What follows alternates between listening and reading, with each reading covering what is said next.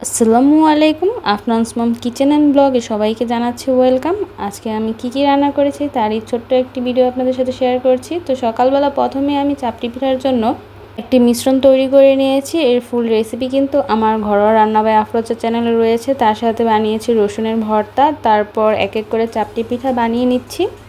চাপটি পিঠার এই রেসিপিটি কিন্তু কোনো বাটাবাটির ঝামেলা ছাড়াই বানিয়েছি। তার A to Z ডিটেলস আপনি কিন্তু সেই ভিডিওতে পেয়ে যাবেন। তো পিঠাটি হয়ে গেলে এভাবে উঠিয়ে নিচ্ছি, তারপর গরম গরম রসুনের ভর্তার সাথে খেয়ে নিয়েছি।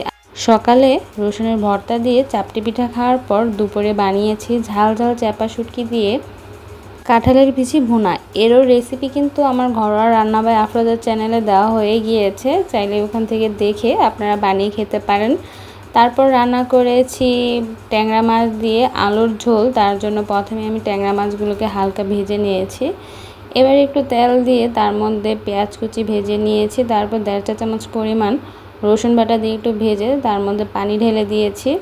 এবার স্বাদ অনুযায়ী লবণ এবং স্বাদ অনুযায়ী গুঁড়ো মরিচ এবং অল্প পরিমাণ হলুদ দিয়ে মশলাটি কষিয়ে নিয়েছি। কষানোর পর এর মধ্যে আলুগুলো দিয়ে দিচ্ছি।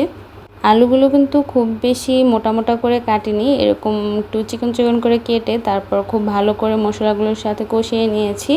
এবার পরিমাণ মতো ঝোল দিয়ে তার মধ্যে ভেজে রাখা ট্যাংরা মাছগুলো দিয়ে দেব এবং ততক্ষণ পর্যন্ত জাল করে নেব যতক্ষণ না পর্যন্ত আলুগুলো সেদ্ধ হয়ে যায় এবং ঝোলটি জাল হয়ে যায়। যখনই মনে হবে যে এই তরকারিটি নামানোর জন্য রেডি হয়ে গিয়েছে, ওই পর্যায়ে কিছু ধনিয়া পাতা দিয়ে নামিয়ে নেব। আপনারা আমার থেকে আর কি লোভনীয় স্বাদের রেসিপি দেখতে চান তা অবশ্যই কমেন্টস করে জানাবেন।